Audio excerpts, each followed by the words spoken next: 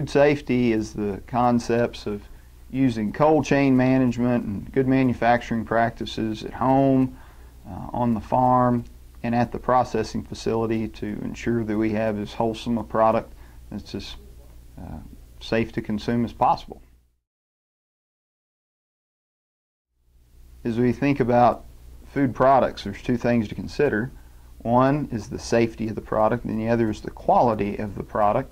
And so quality is of no consequence if the product's not safe to consume. So that is the paramount issue relative to consumers and their consumption of food products. As we think about what the most important food safety issues are within animal agriculture, I think it's somewhat twofold. One is that our industry, we have judiciously tried our very best to show due diligence to have as many third-party tests and to have all of the interventions and hurdles to make products as safe as possible, but we're dealing with a biological entity, and so it's not going to be sterile. It doesn't matter if we're talking about ground beef or if we're talking about bagged salad. It's probably not going to be sterile. And so even though we've worked really, really hard to have as safe a product as possible, their consumers, they do need to be mindful that I wouldn't say that responsibility is on them, but they need to at least be cognizant of risk. There's certain things in which if we have something that's ready to eat, I think that's completely on the processor's perspective to ensure the safety of that product. But if there's something that is a raw product that has not been thermally processed, then there is at least some level of consumer responsibility there, at least a little bit, and I think we just need to communicate that from an extension perspective. HACCP, the acronym, stands for Hazard Analysis and Critical Control Point Systems. And so the purpose of a HACCP system is to systematically account for risk throughout the production chain. So when we start with a raw commodity and then we finish with a finished good, every step along the way we account for what is reasonably likely to occur from a pathogen perspective, from a chemical perspective, and also physically. So anything that could potentially be injurious to health anywhere along the production phase there, from that starting to ending product, and to ensure that it's as safe as possible. Probably the hottest topic today in the meat industry kind of deals with there's probably about 65 to 70% of the steaks and roasts that are sold at food service, they are not what the USDA determines as intact.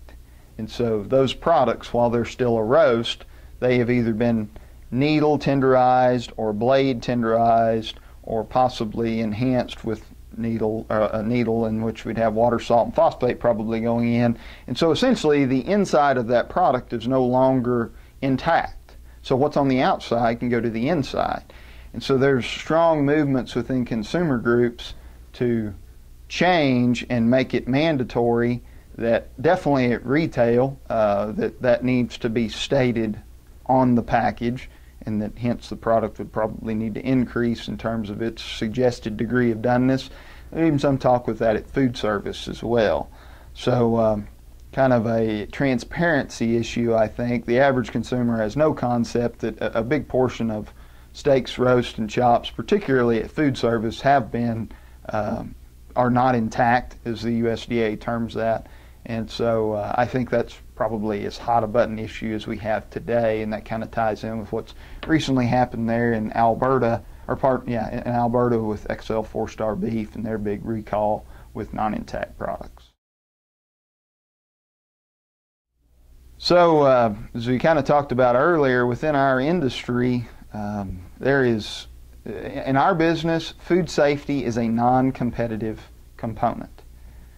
And so what that means is every North American red meat or poultry processing facility, if there's an advancement in interventions or hurdles to improve the safety of those products, it's not proprietary. They are suggested and essentially almost required to share those food safety knowledge. It is not competitive. And so as we, in our industry, I mean, we work tirelessly to try to do everything that we can to generate as safe and as wholesome a products as possible, way outside of what the government requires of the business. But invariably, we have folks that get sick.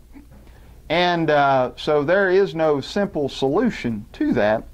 And this is a very touchy subject here when we think about consumer, any level of consumer accountability. The right answer is not consumers, it's the consumer's responsibility. That is not the right answer. That is not the right answer.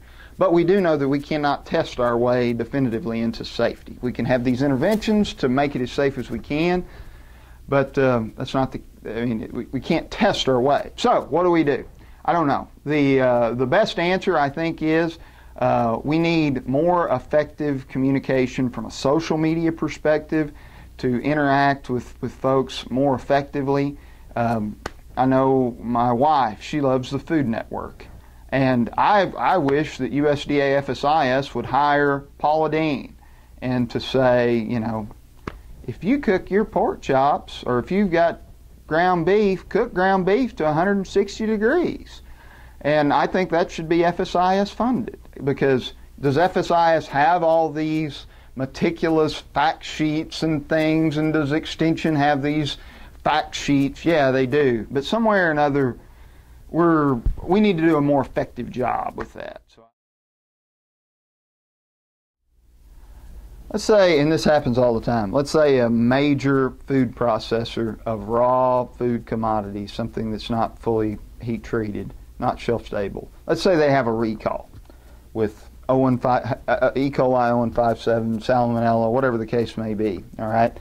And this is just Chad Carr talking here. This is not necessarily my position at the University of Florida. But what I really wish, if that happens, I wish Friday morning on the Today Show that there would be the president of JBS Swift, that there would be the president of Cargill Meat Solutions, that they would go on there and they would have a ground beef patty, and that before they made this, they would have all of their proper biological security equipment on, all their personal protective equipment, have a deal that's got a crossbow on it, spray 0157 on this thing, cook it right there on television, and eat it, and come back Monday morning.